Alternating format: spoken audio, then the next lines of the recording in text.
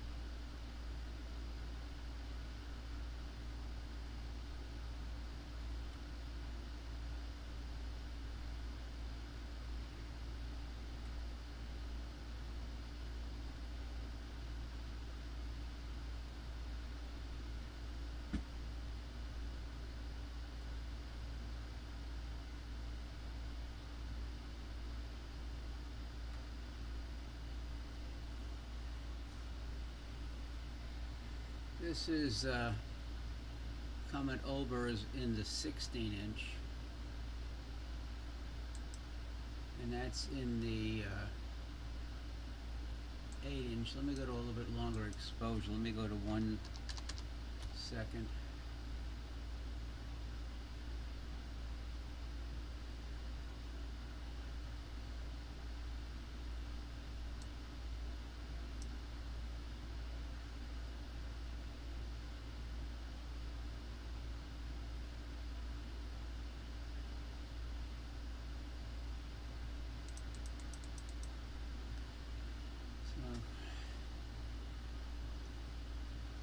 Same target, 2 different scopes.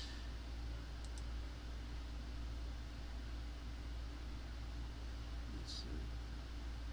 I'm trying to match the star patterns up.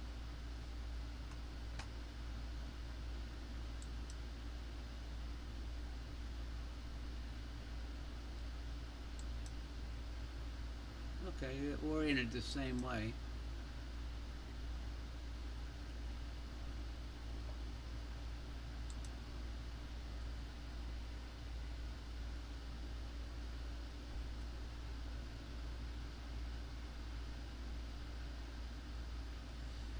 Actually, I gotta correct this.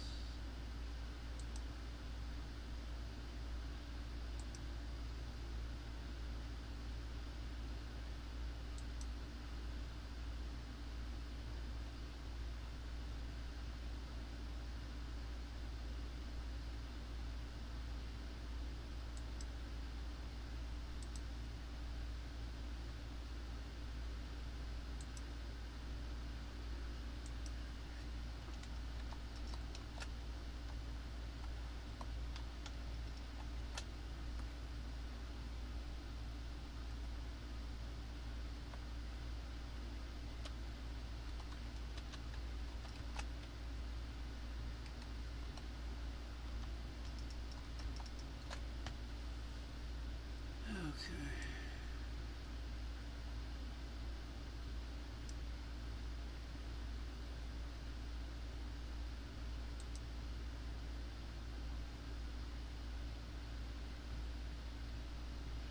Let's see. Let me go to trigger mode. See, this was the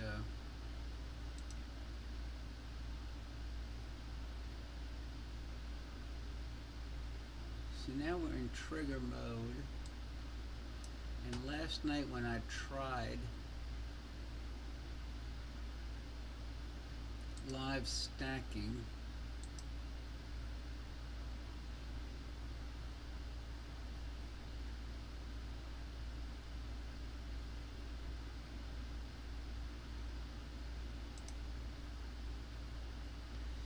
it got to the first exposure and froze, just like it did just now.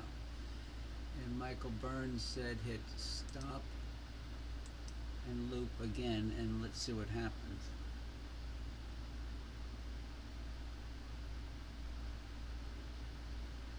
Yep, it worked that time.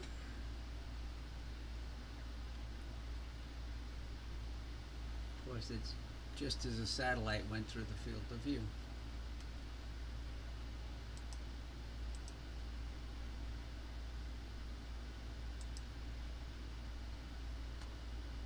Oh, I don't want additive stacking. Cancel. Average. Enable.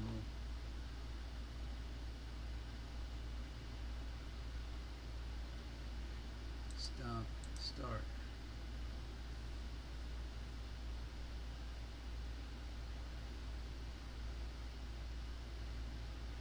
So now it's working. Okay. And now we're in a 5-second mode.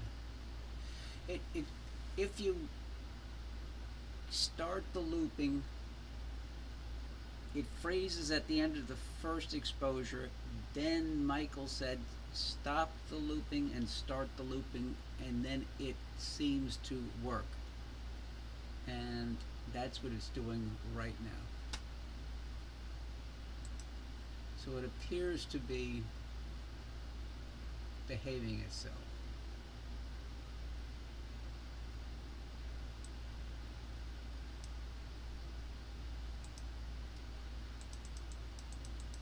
I'm going to go to a 10-second loop and see what happens.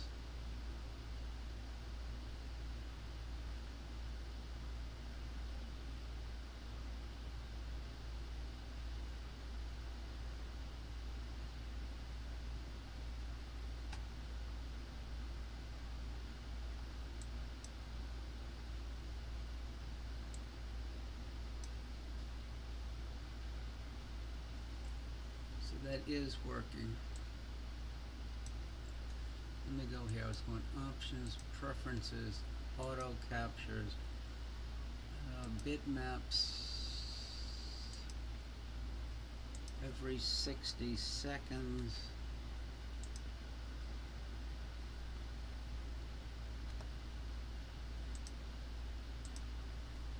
And let's do auto capture. So now I'm auto capturing with this camera. And let me see how the other camera's doing. The sky's getting darker, so it's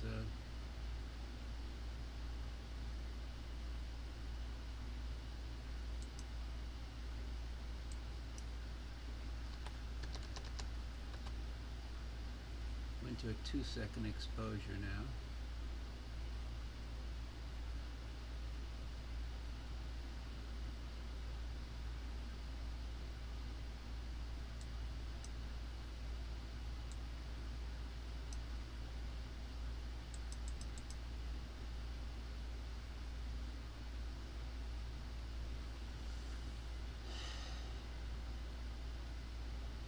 I just wanted to test and see if Michael Burns's fix actually does work, and it does. So here I am. I'm still in the 10-second mode. Still have the comet. I still have the gain at 40%.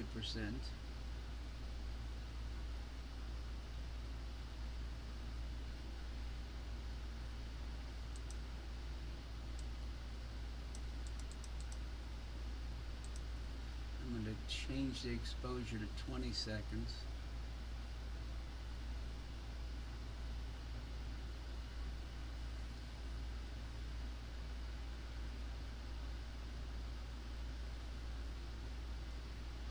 Let's see how far the histogram jumps.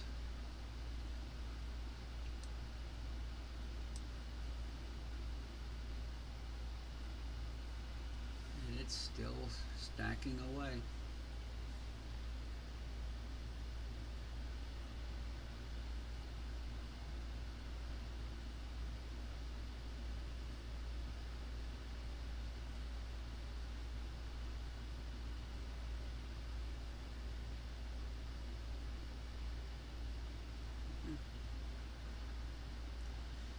Last night I tracked the comet until it entered the trees, with the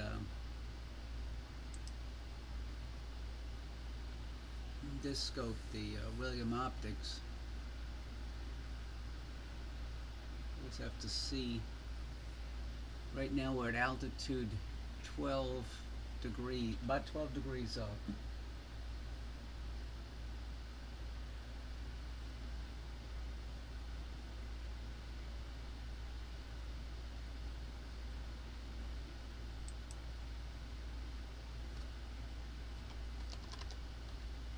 I just increased the exposure to 3 seconds.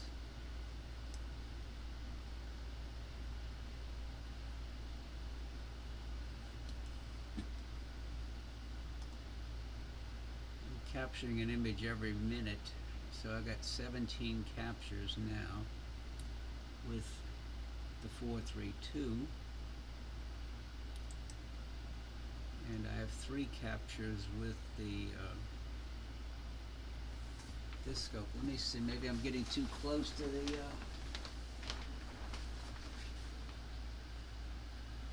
I had the blue lights on, that's probably what was reflecting.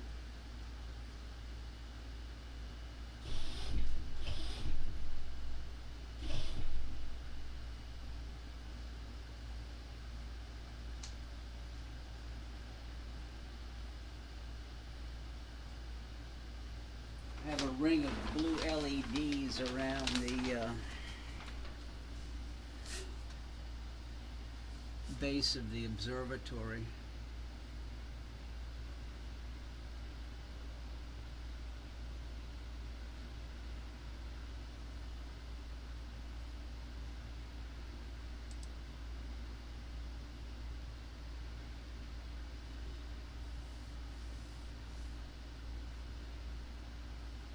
I wish I had cleaned the sensor.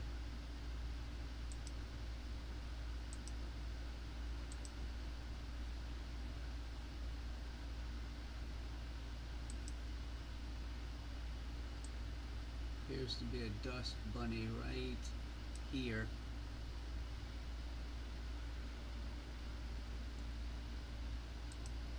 Yeah, that was light reflecting off of the bottom of the shutter opening.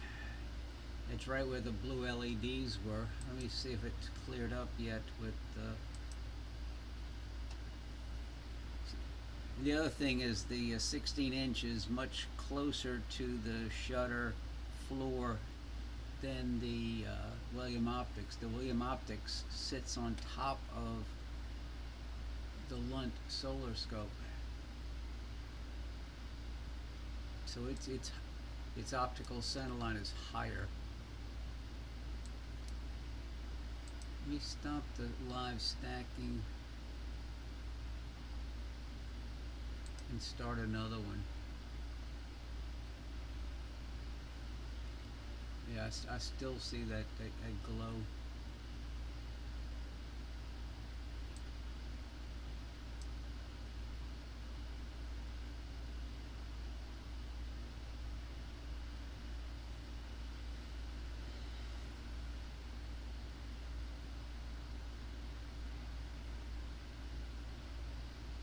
Back to the oh, satellite just went through the field.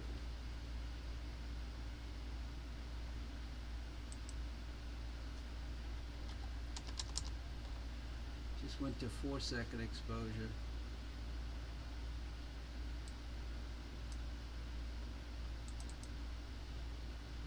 Oh, I think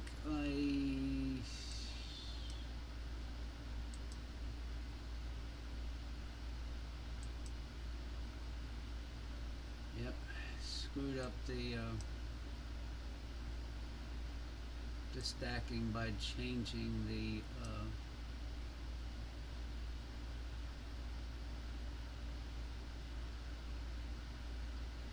exposure. Yep.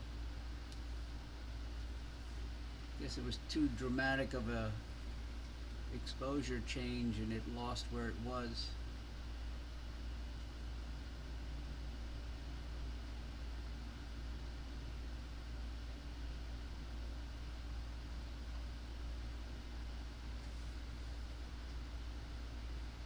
Another satellite coming in.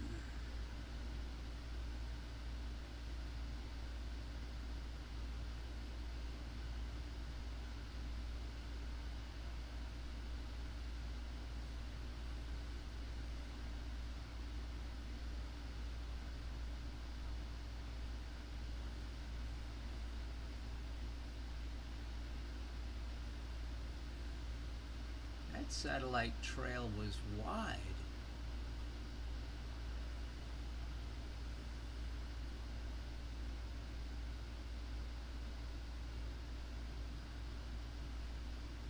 Let's see what's going on with the caught the satellite with that one also.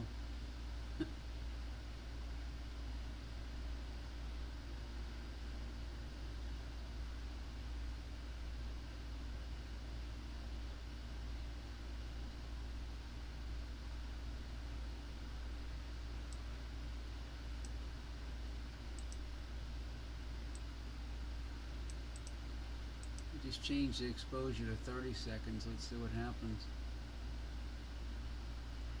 See how much the histogram moves.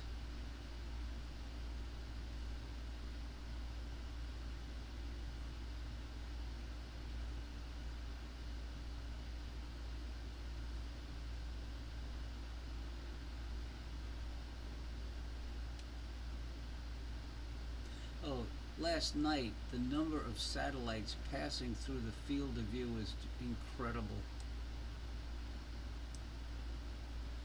It was like one after the other.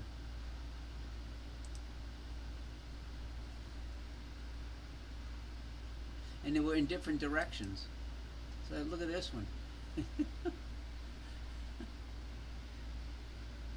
I don't see that one.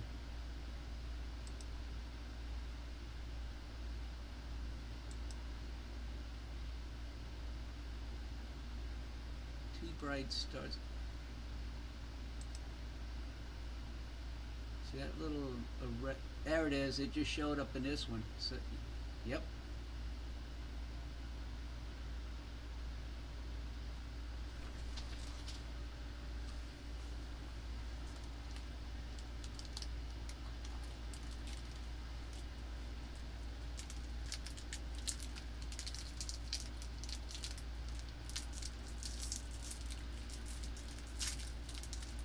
Last night I think the comet hit the trees at about 10 degrees. Right now it's 10 3/4 degrees up, so it ought to start getting into the trees pretty soon.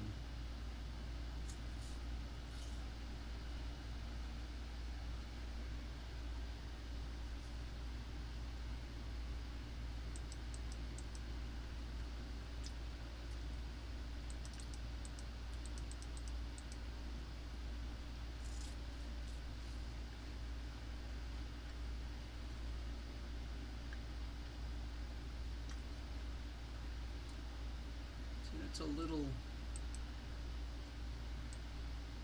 array of 4 stars. Let me see if it shows up in the other image, the other camera. Yep, it's right there. It's the same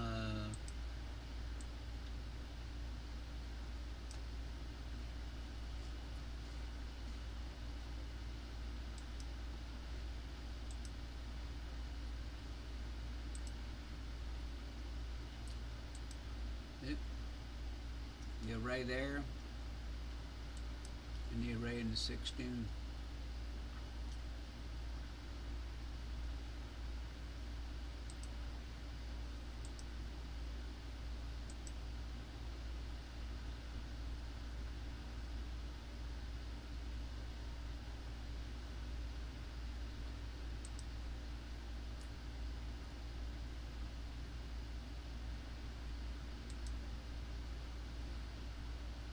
There's another faint satellite. See it right here?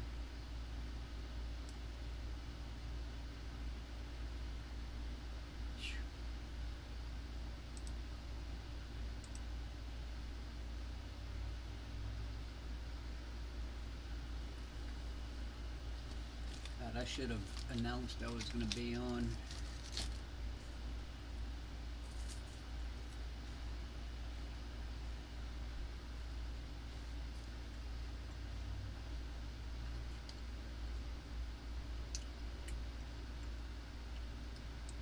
I'm going to go to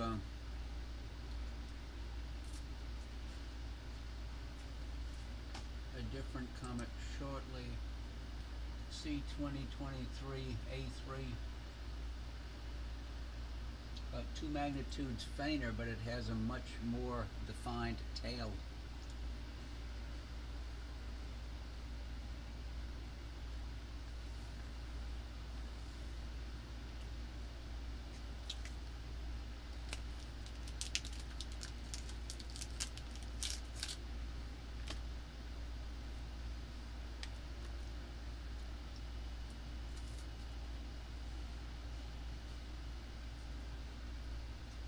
It was pretty hot and muggy here today.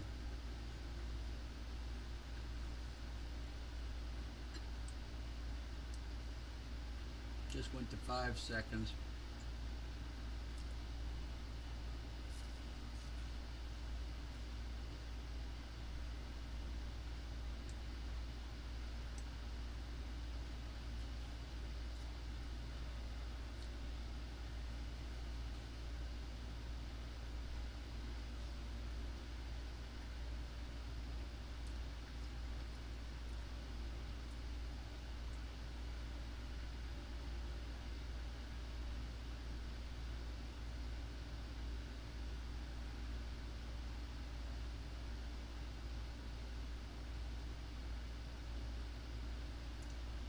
Another one coming in.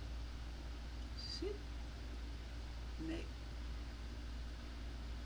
see how wide they are? It doesn't look normal.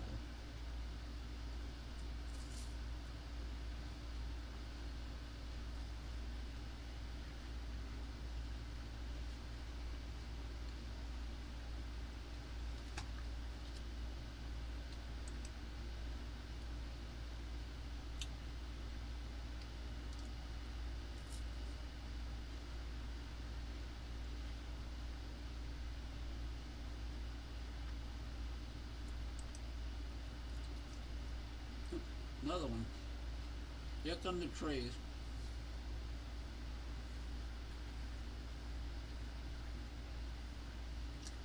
See you later, Jules. Glad you could stop by. Yeah, I'll be moving to another target shortly.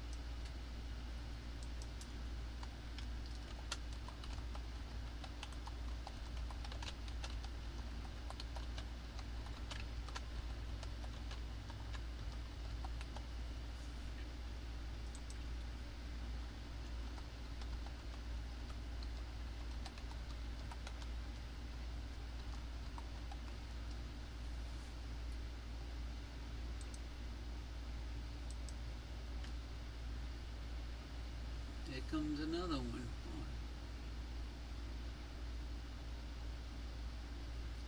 Uh-oh. Maybe we're getting photobombed by Starlink.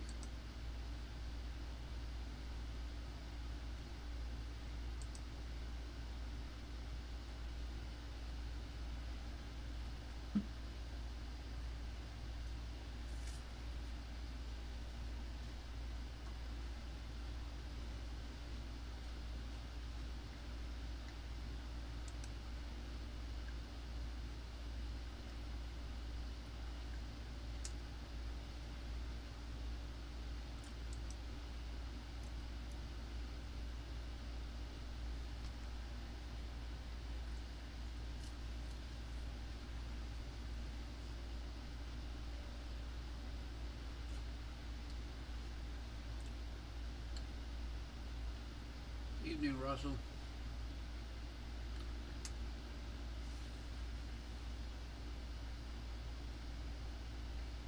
Just in time to watch the trees gobble up comet overs. You can see the trees encroaching in on the 16-inch also.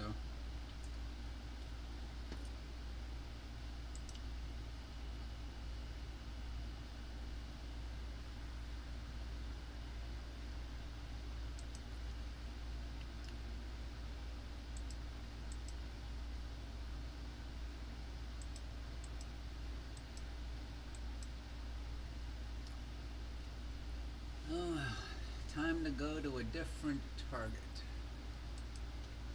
Let's go to a higher comet.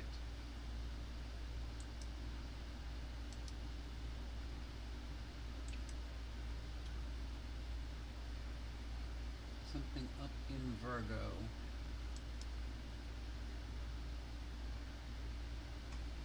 So let's stop the live stacking with this one.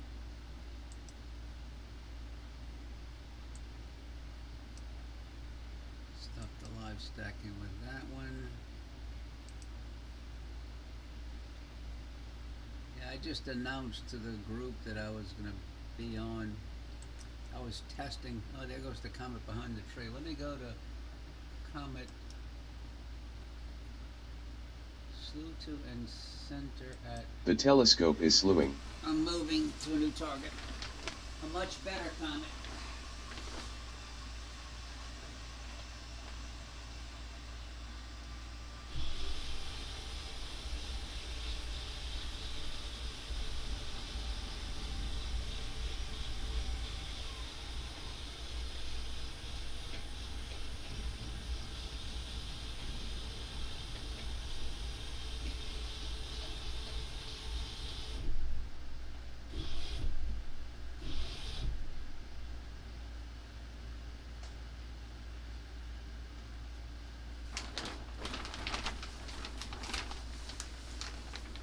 Okay.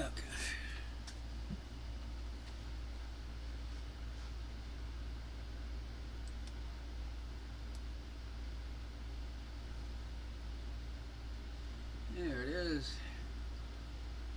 That is, let me name that one.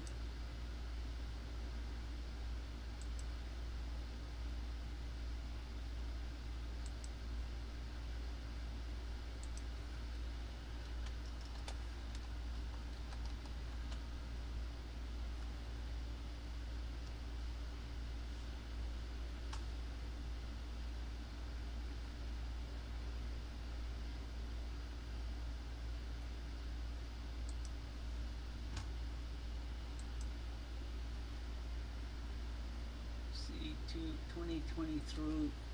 God.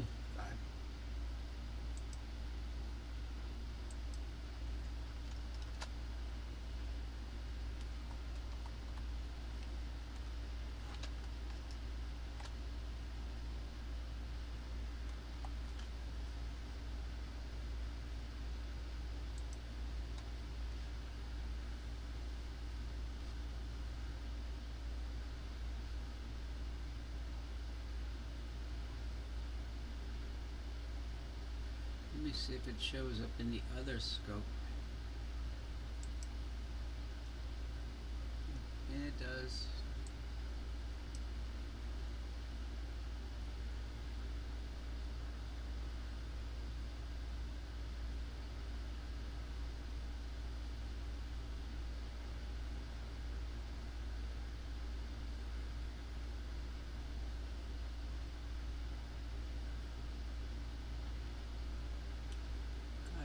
Something's not right with.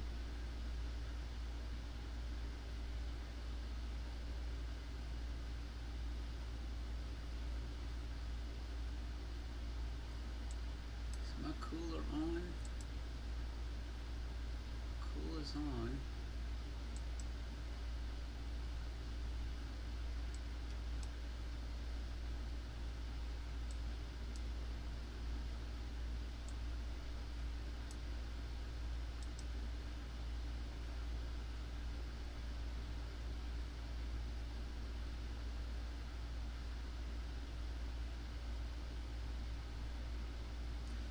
That doesn't look right.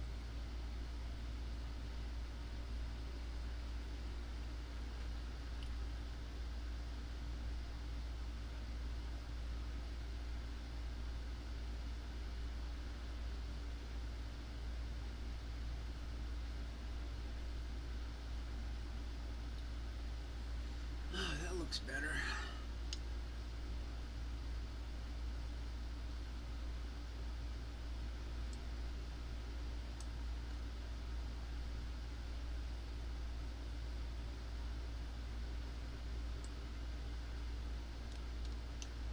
Let me go to a little bit longer exposure. Let me go to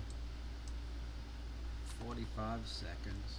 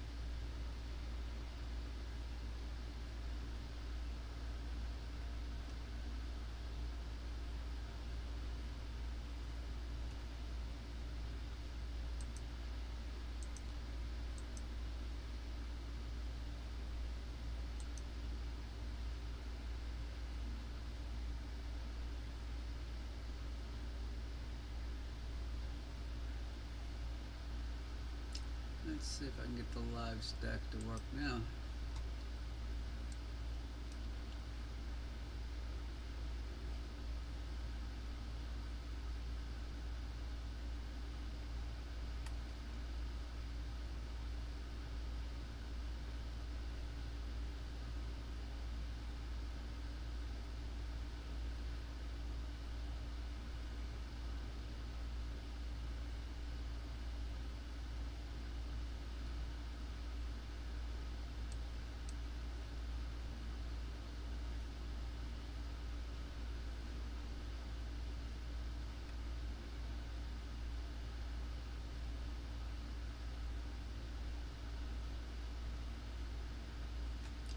What's it look like in the other one?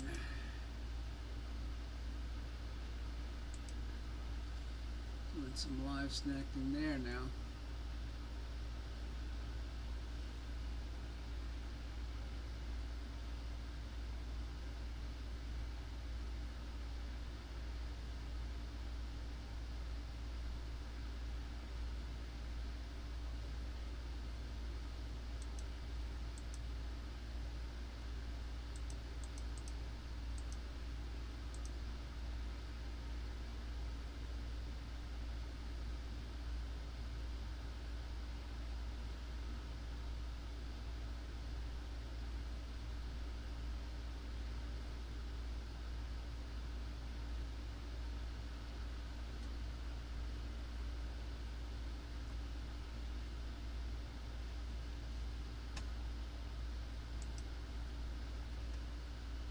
That's not a bad looking comet.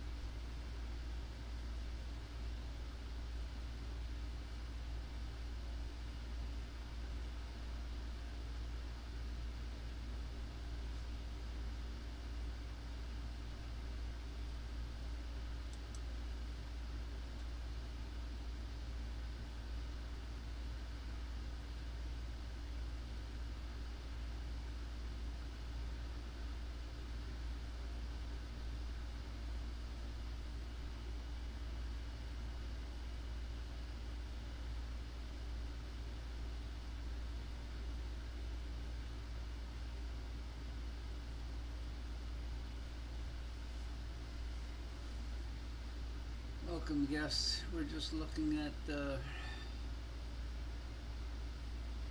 second comet of the night.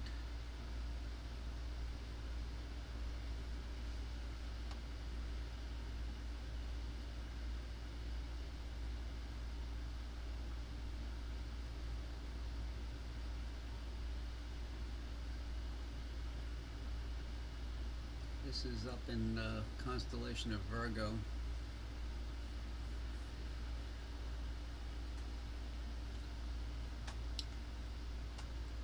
The view, right, the wide field view is with the 91 millimeter,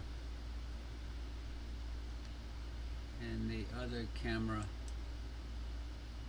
is in the 16-inch.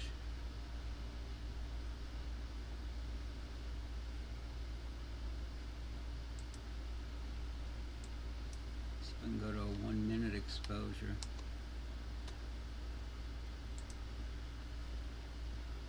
Continue the looping.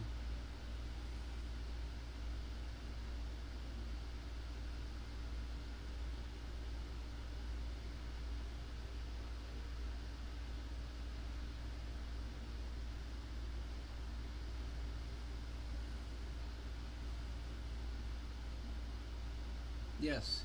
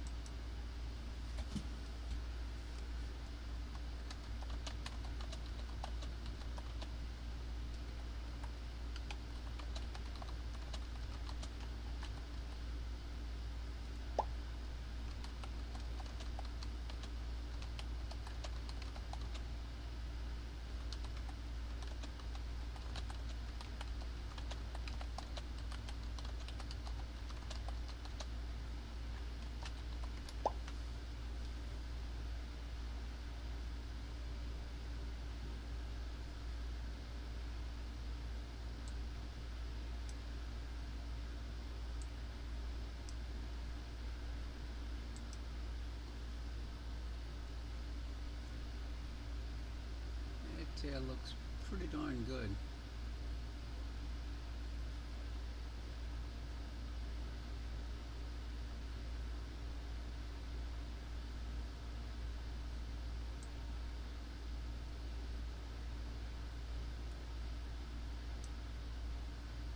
So we've got 8 in and 7 out now.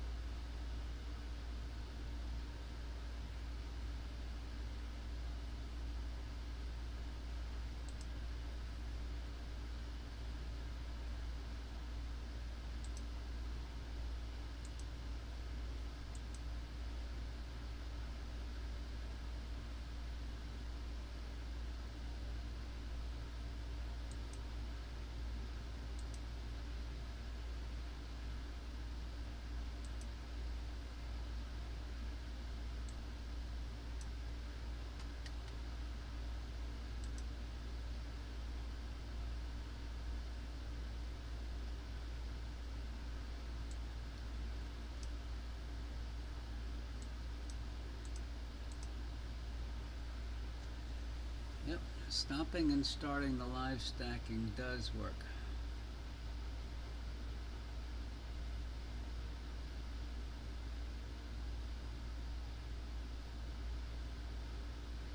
Another satellite, son of a gun.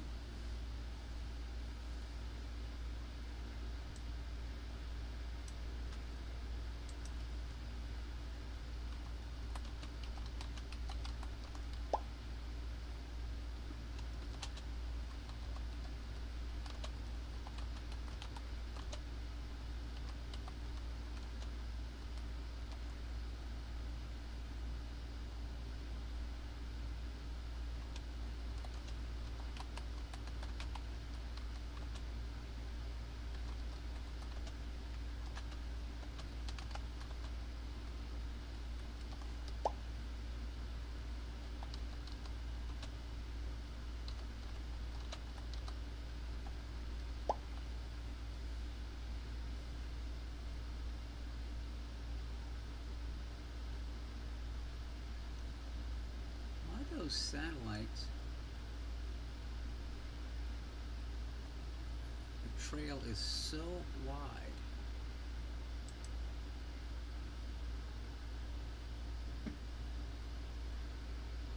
I think the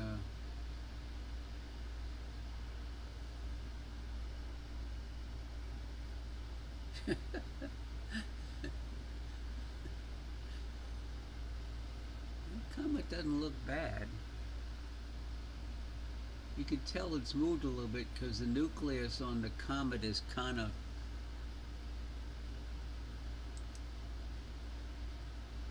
elongated.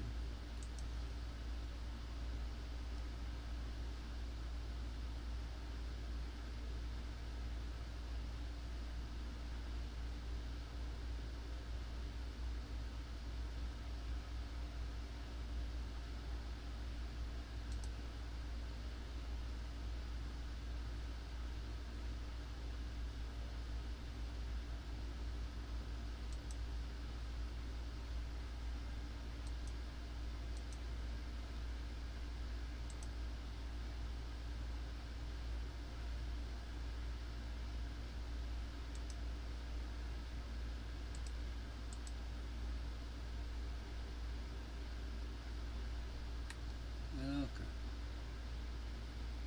Hey, Jeff.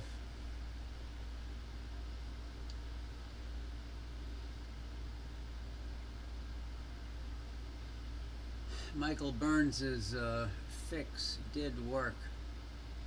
The workaround with the engaging, disengaging, the trigger mode. The,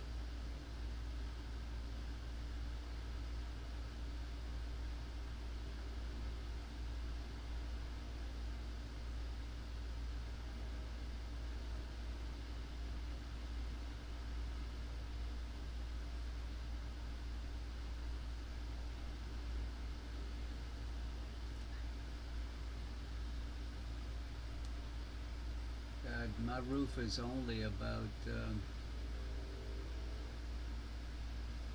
1850 square feet. Of course, that's one building. I have multiple buildings on the property.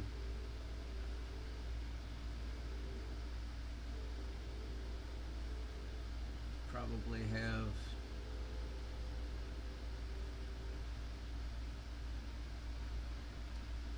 about 2,800 square feet of total roofs.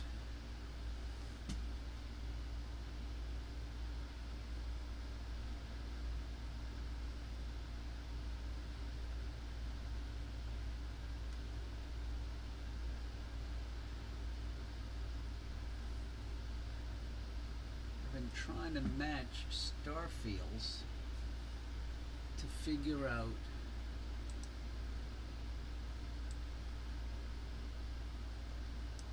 what galaxy it is, and I can't figure it out to save my life.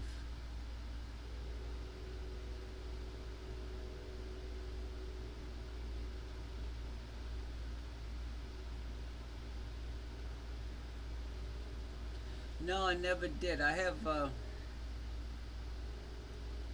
10C. I don't have a 10C Tech. I had a brand new 10C Tech that I was gonna keep after the eclipse. I brought it to the eclipse, but I never did use it. I ended up selling it to somebody because they wanted a 10C Tech.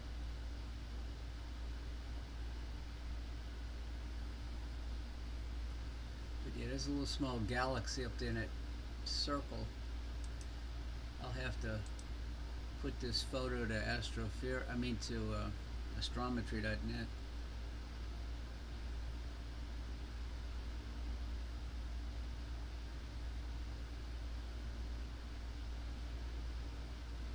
Yeah. Today I used the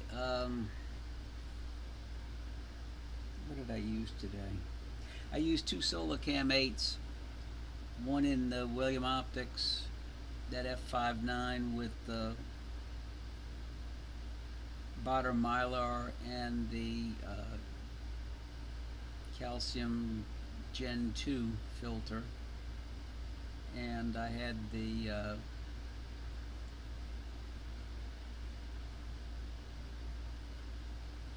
Solarcam 8 in the Lunt, and the atmosphere really was not that good today. Hi Woody, hi Jim. But this comet is definitely looking good.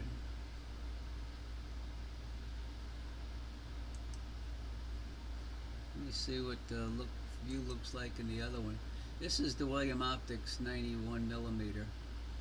Stars look funky. I didn't take time to use the Bahtinov mask to do a good focus.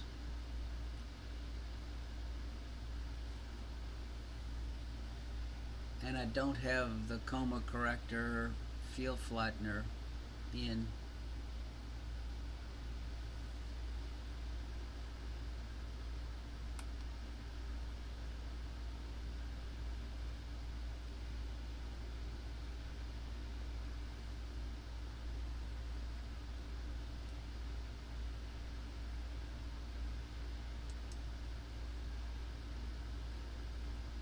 If I can go with a little bit longer exposure. This what the heck? Try 90 seconds. Hi Rodney. Yeah, just bump the exposure to see what happens.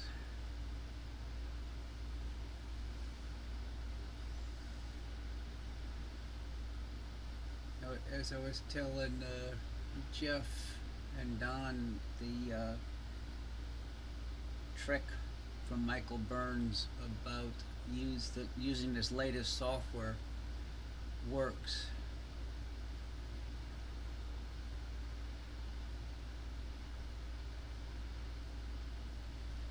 Yeah, you get the live stacking going, and then you stop and start the trigger mode, and then it keeps on chugging along. I'm using mono, both the 26 MTEC and the 432 MTEC.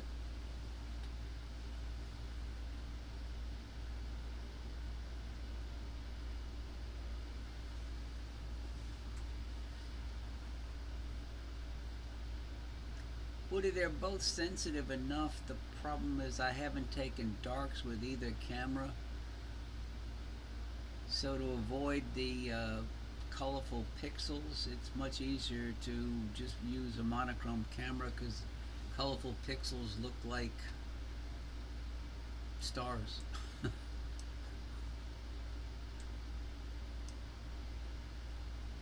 It's kind of like cheating.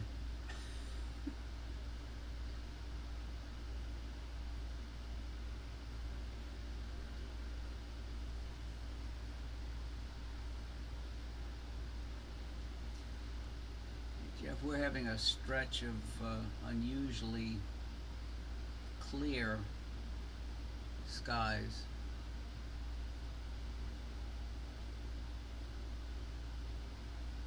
Although today it was supposed to be above average seeing and transparency, and it wasn't. Astrophyric lied. Atmosphere was rolling pretty badly.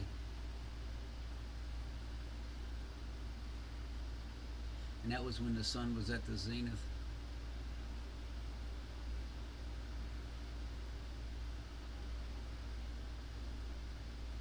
I haven't looked for pictures of this comet online. Is it showing the greenish color?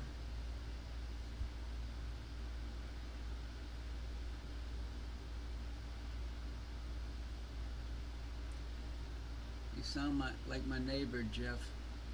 She has 2.5 acres and she cuts it 3 times a week, whether it needs it or not.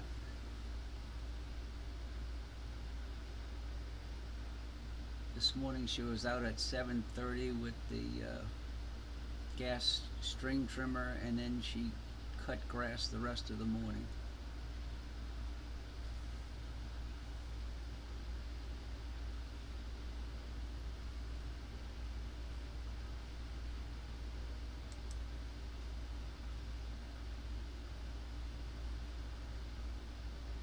If I go to longer exposure with this one,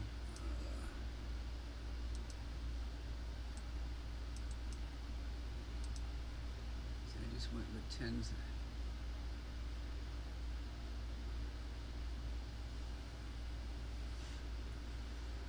I've just been battling with, I take a daily loratadine, whatever it is.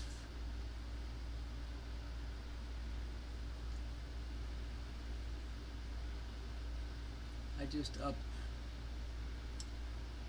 the exposure to 10 seconds with the William Optics.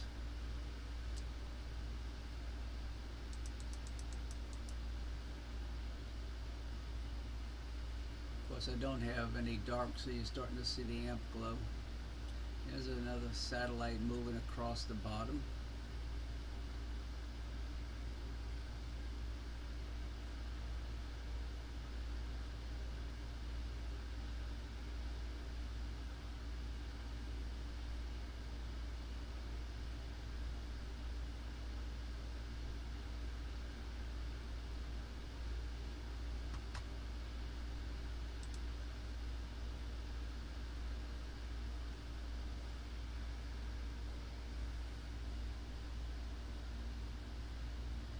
Oh God,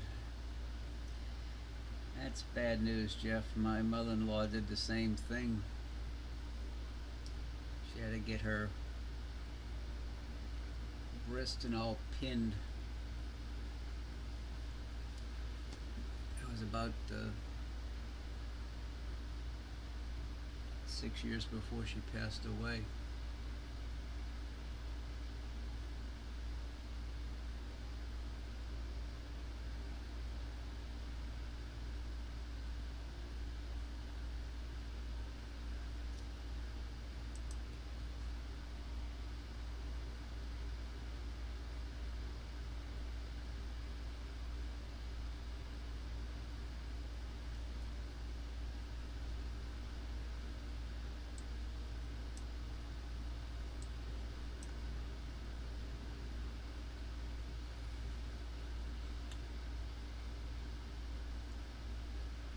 It's not a bad comet.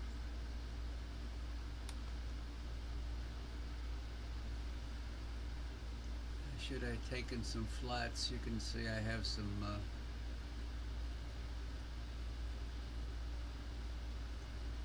vignetting in the corner.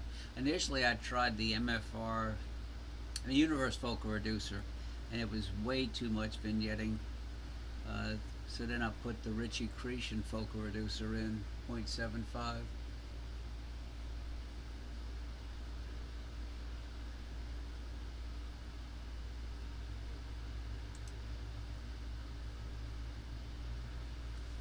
me see how the scope.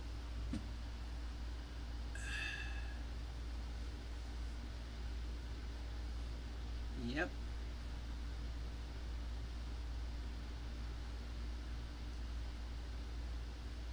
Well, Jim,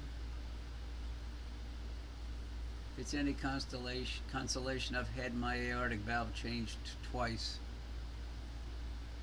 Once in '05 and once in 2020. I'm not tracking the comet, Jeff.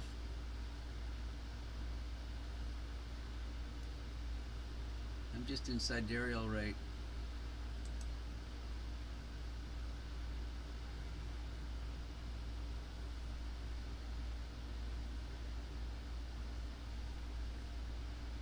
But that one satellite that went from top to bottom, God, it finally disappeared. Let me see how I'm doing relative to the opening. Ugh.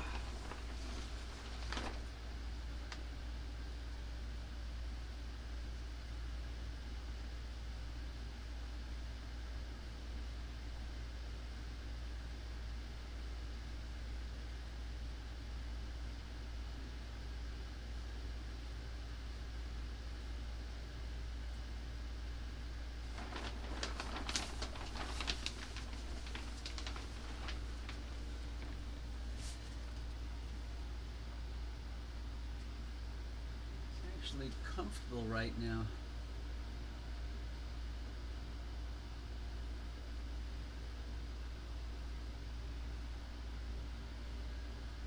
What is P12?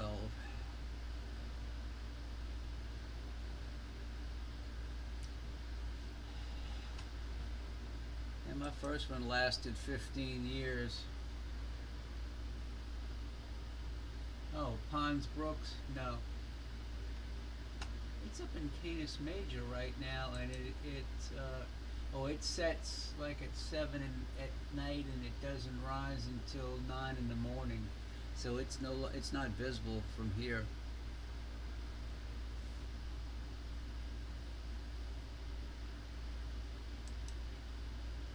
This is 2023 A3 Tushinsan Atlas. We put that mouthful up.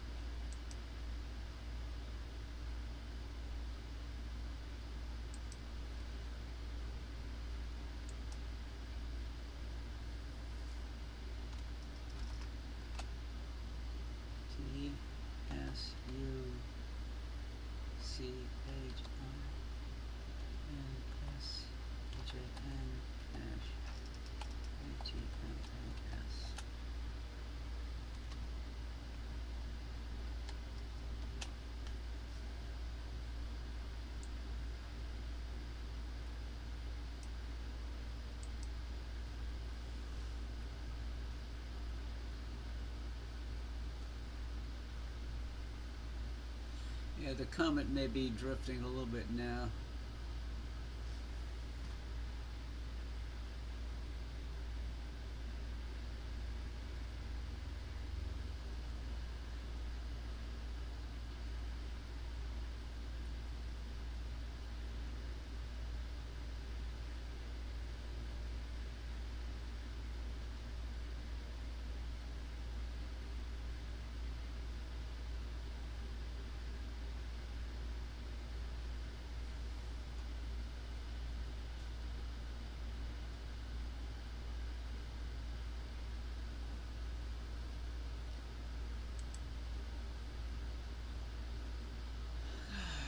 More junk.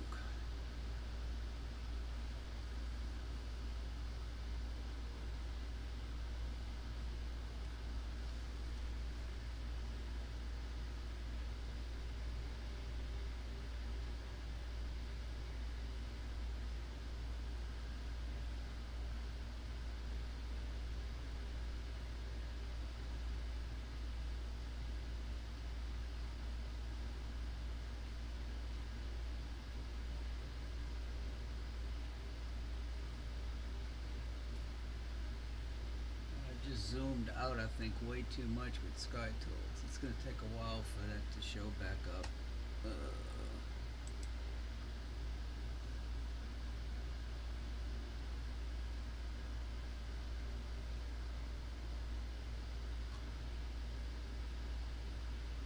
Hello, guests.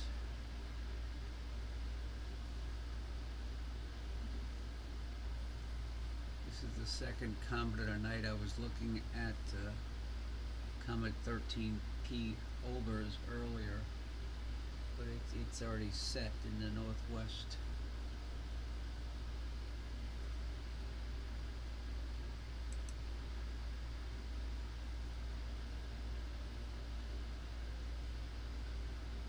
It's actually getting cool in here. I have a fan blowing on me and it's 76 degrees.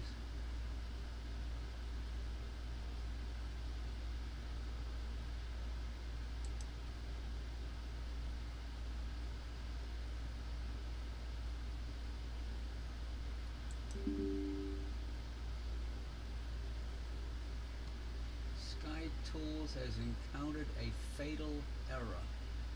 Crash and burn. Bam.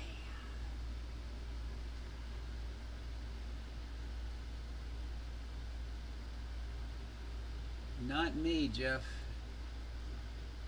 You know, it heads out over the Gulf. I'm too far from the water. So now I gotta restart Sky Tools. Son of a gun.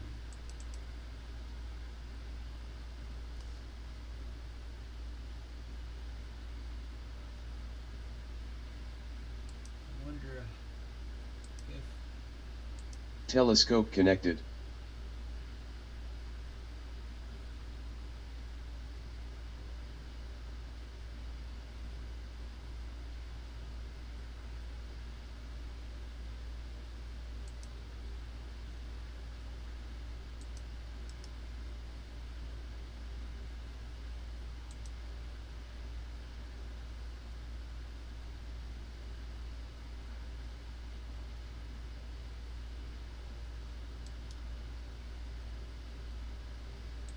Telescope position synchronized.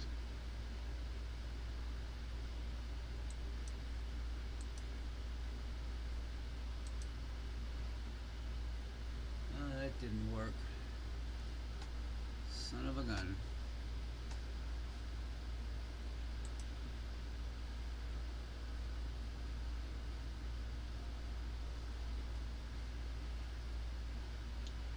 I think the mount lost its mind when SkyTools crashed.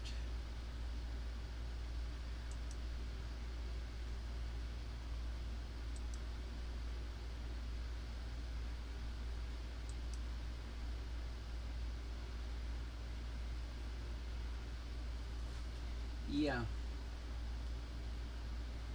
Yeah, the mount crashed. Well, SkyTools crashed, so I lost my connection to the telescope. The mount's still tracking the scope, it's just I gotta somehow get the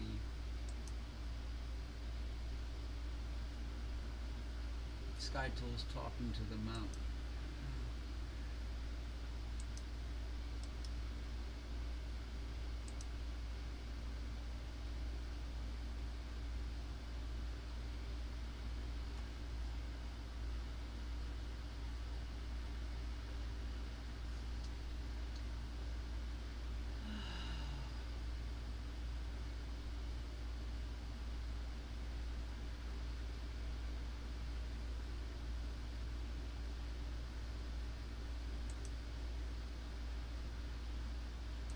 What can I do? What can I do?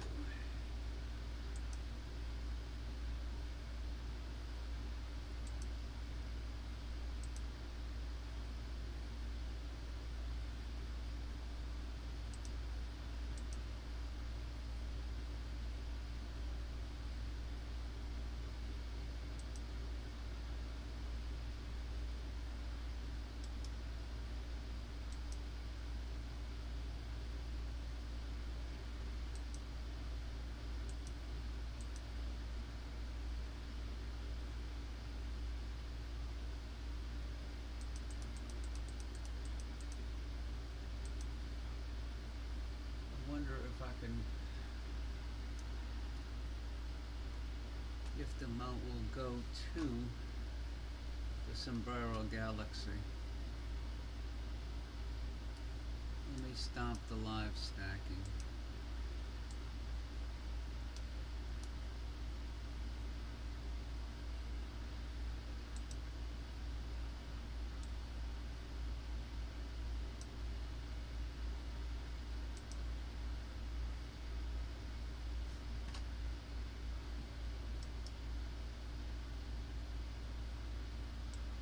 The telescope is slewing.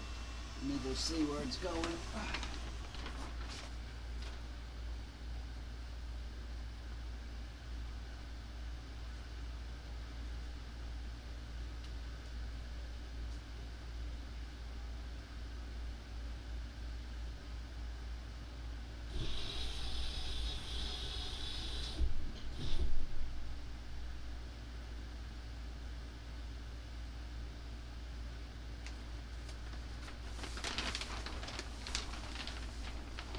Son of a gun.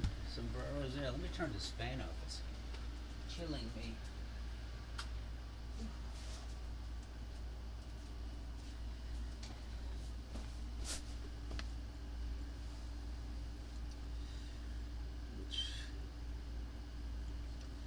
Let me go to a shorter exposure.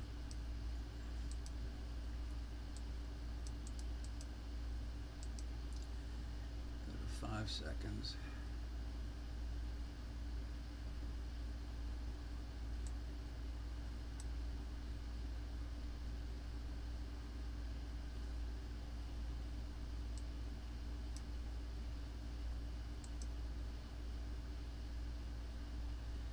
Let's see if we got the sombrero in the other telescope.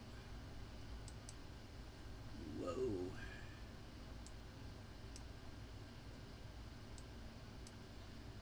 I have to go to a shorter exposure.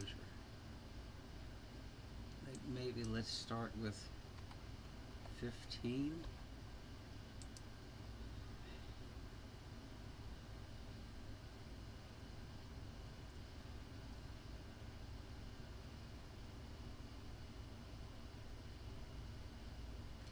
Evening, Mike.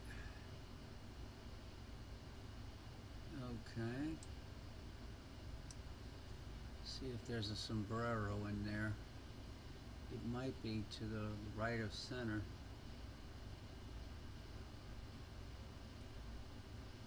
Yep, there it is.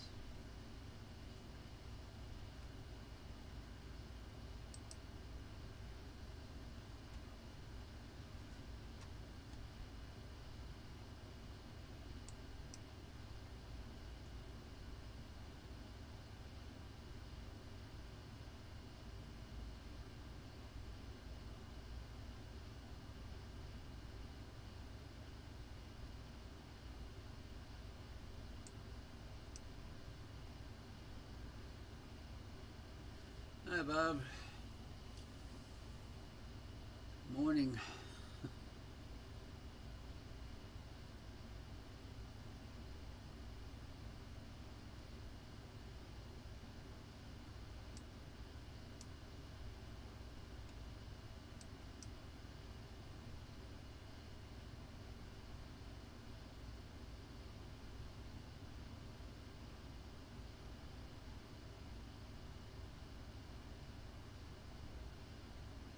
I guess up is not up. Up must be down. Okay, so then down will be up.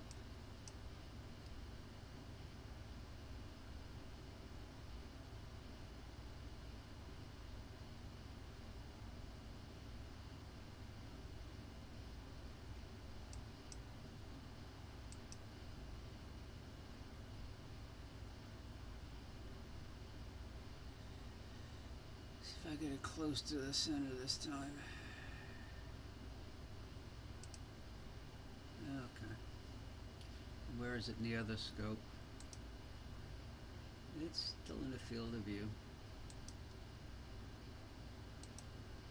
So I'll call up. It's pretty close to where I moved the crosshairs to. Okay.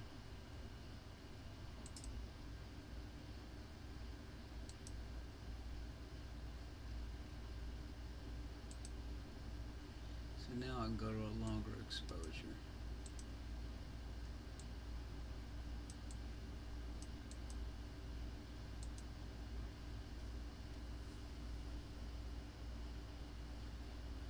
Well, let me take the name off since that doesn't apply anymore.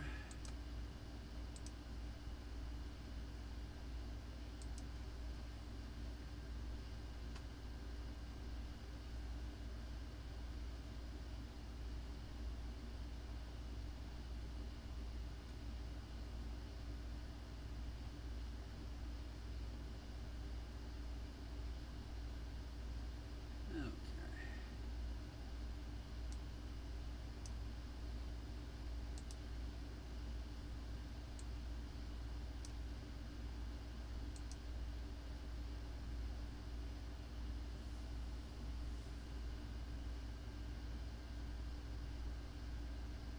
So this is the view with the 16-inch with the DS26M Tech.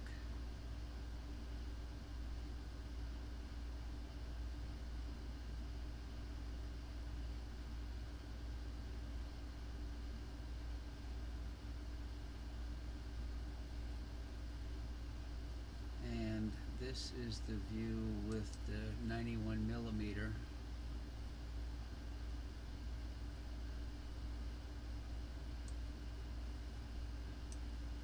I'm in what, 5-second exposure mode.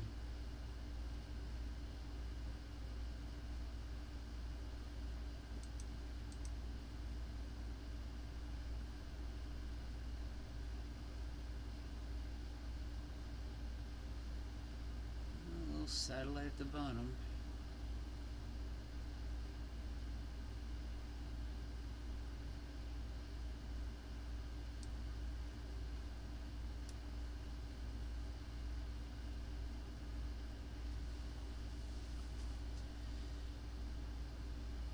Next time I do this, I'll have to focus better.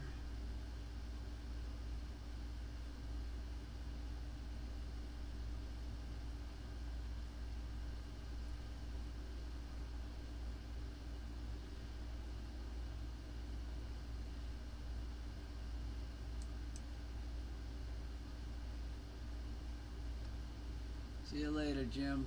Yeah, there's your Stargate here, pointing to the sombrero.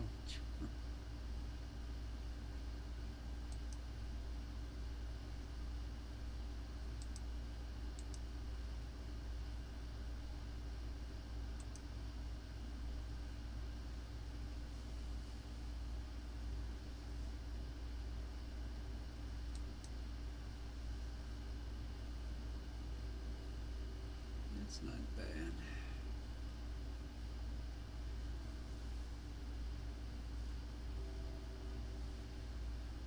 Probably won't be on too much longer since I did about an hour and a half solar broadcast right after lunch.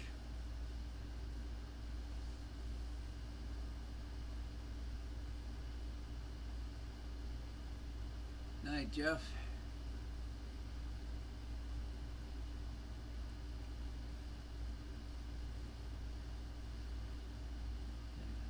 Hope your mom feels better.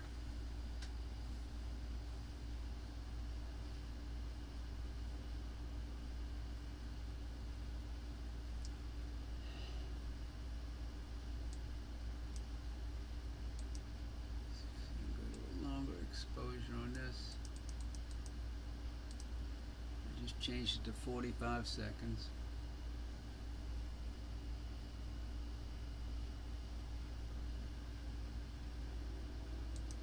Still capturing images here. Okay.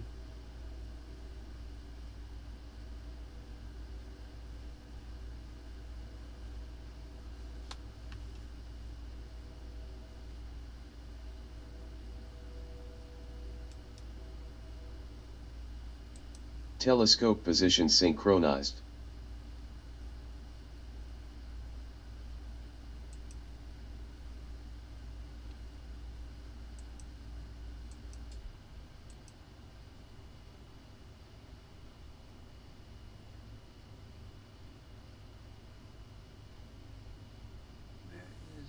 There's another.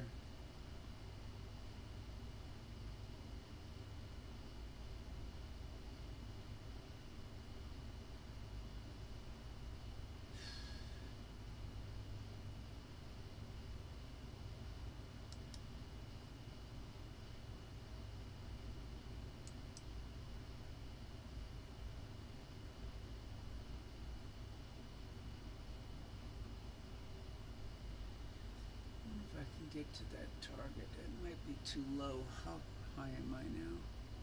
I'm at 40 degrees, maybe.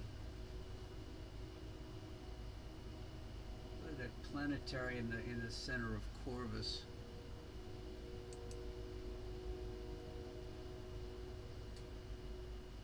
I'll stop the live stacking on each of them.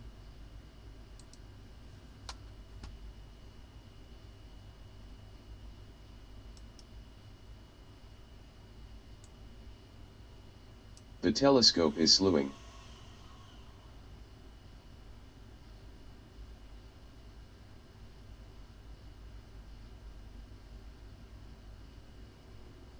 Went to the lawn sprinkler. What is it? Planetary nebula in the center of Corvus.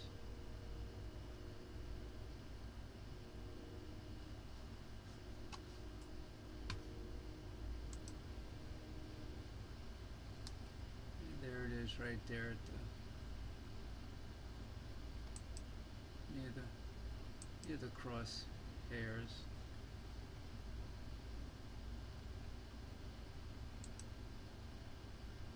till the next exposure clears up here.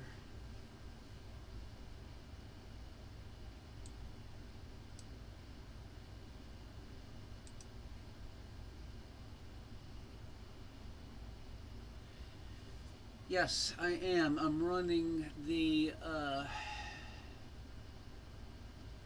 what do they call it? This is the April 14th build that I'm using with the 26M Tech.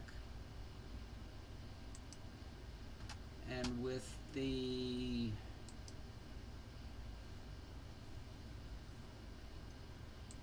on the William Optics, I'm running the June 2nd version.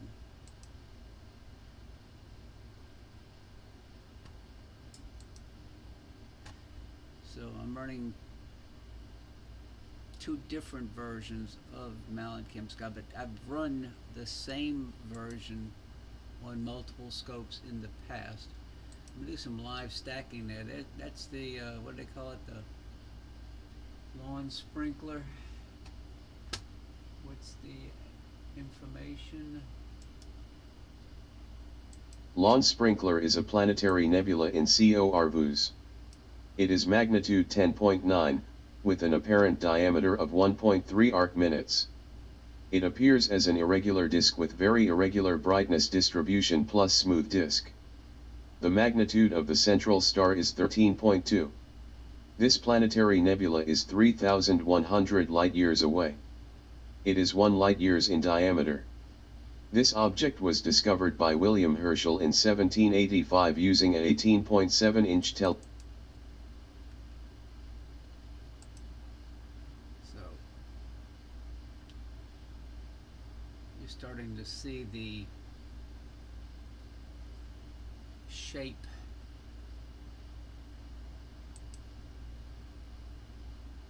It has like a little curve coming off there and a curve coming off here from the central area.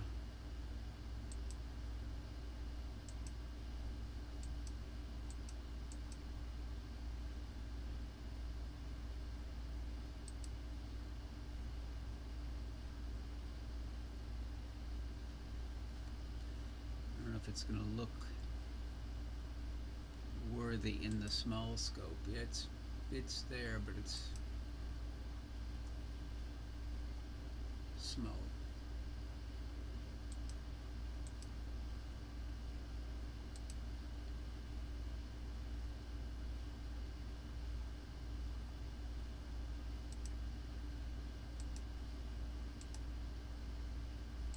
You can see how small it is up here. Not much.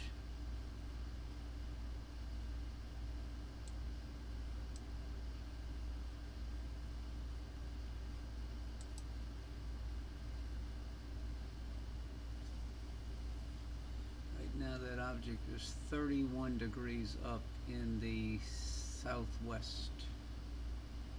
So that's looking towards my worst light pollution.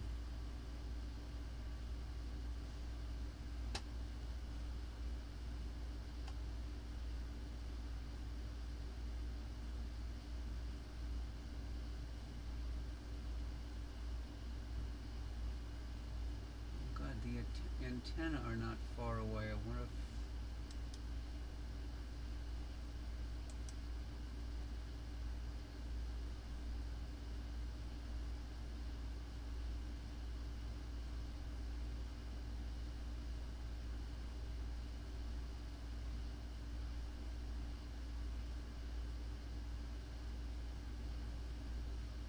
let's go to the antenna. The telescope is slewing.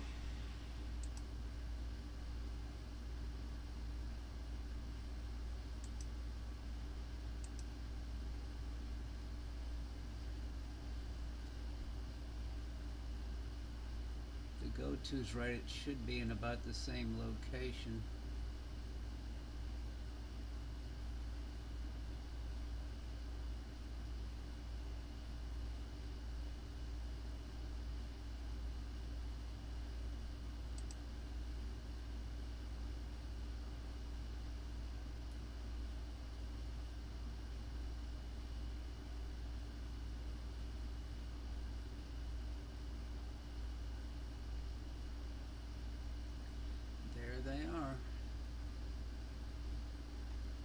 me see what's going on with the other scope.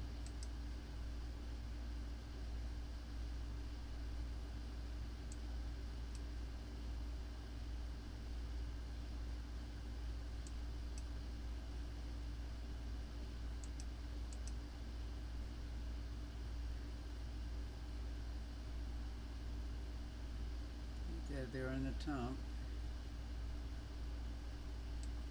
And there's another satellite right on cue. Go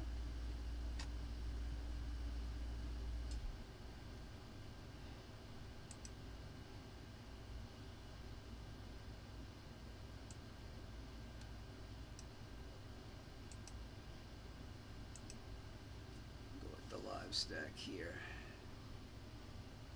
So that's the antenna.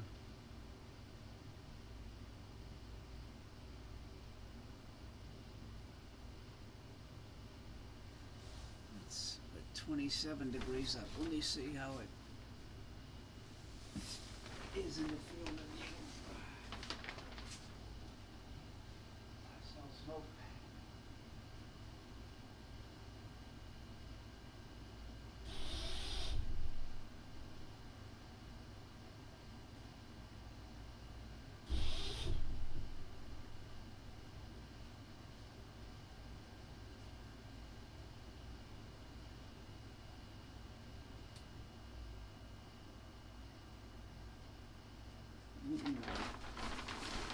Oh, I smell smoke out there.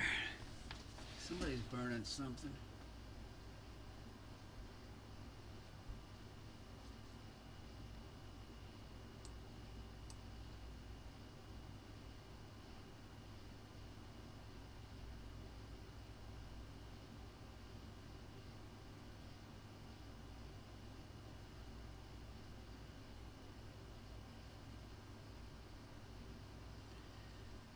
Let's see if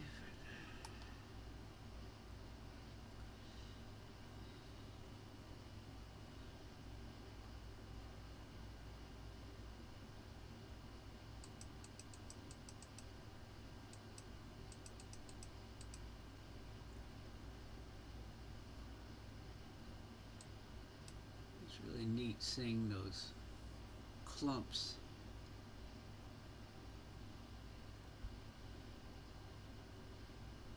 Interspersed around the galaxy.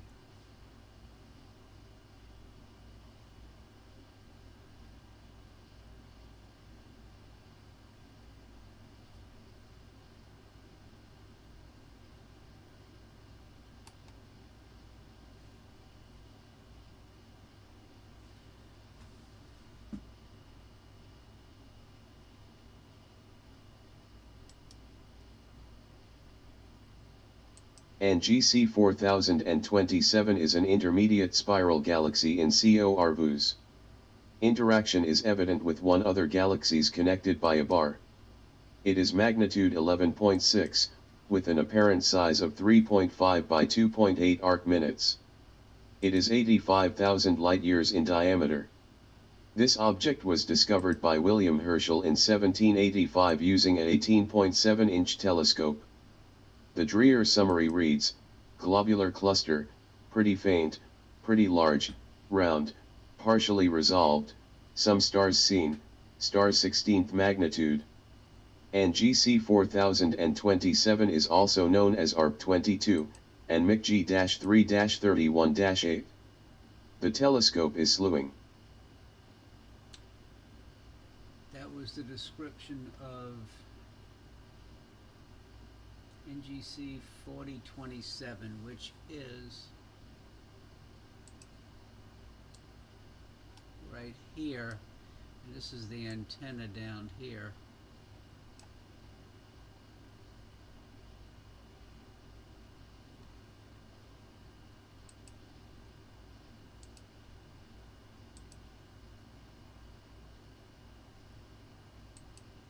Let's see what it looks like in the bigger scope. Oh, there it is there. Now you can see the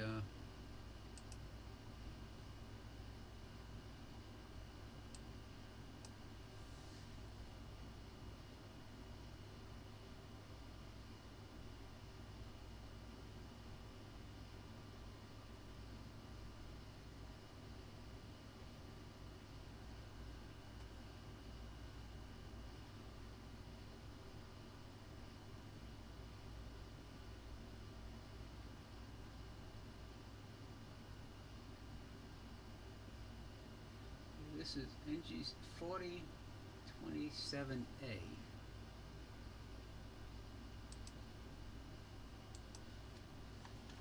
NGC 4027A, and it's magnitude 15.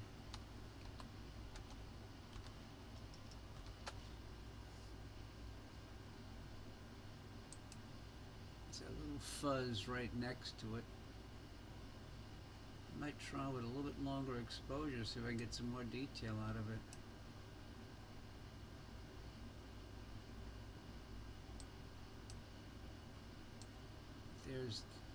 That's that little other companion right there, 27A.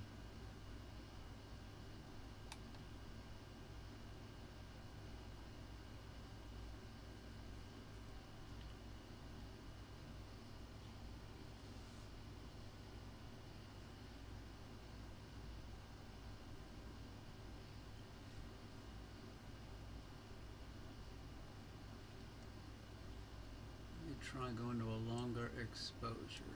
Which version is this I'm using here? This is April build.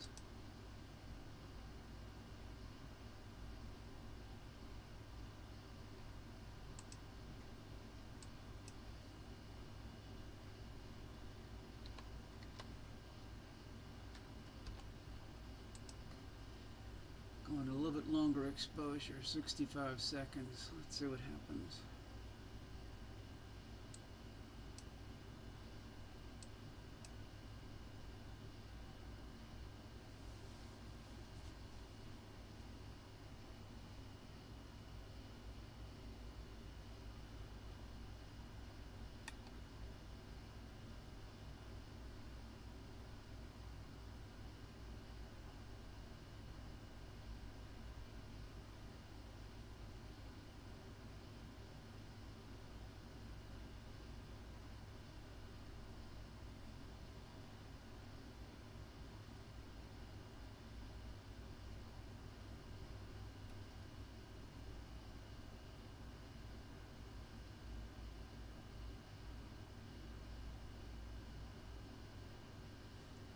This is probably going to be the last target of the night. Let's see what happens with the longer exposure.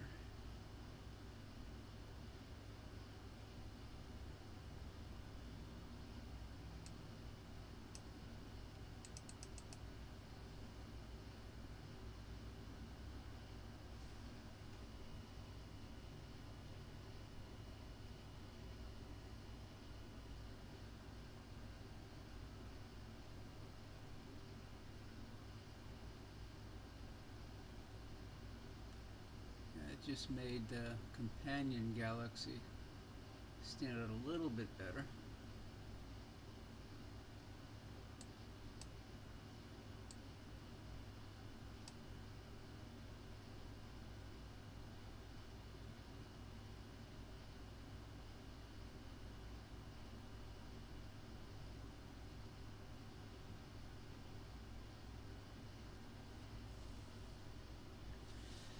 Have to let Rock know tomorrow that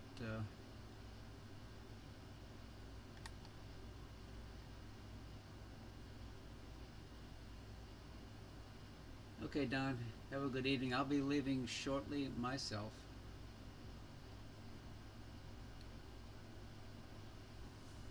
I just wanted to test that software and see if Michael Burns's trick on how to circumvent the freezing during live stacking worked, and it does.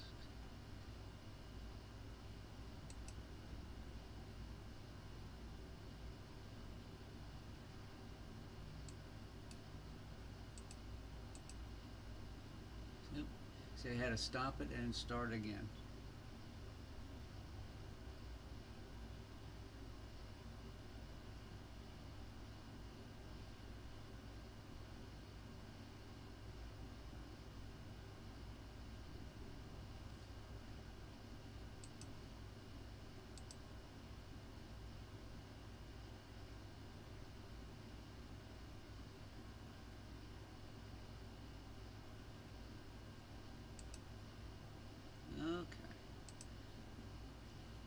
It's an interesting galaxy.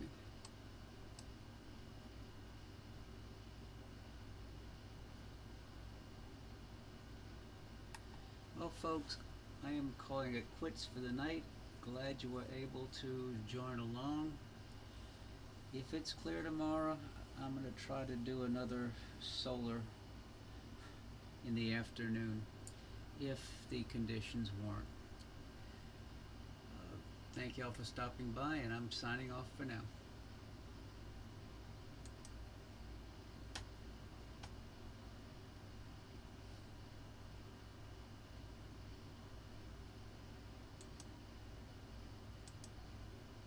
Telescope disconnected.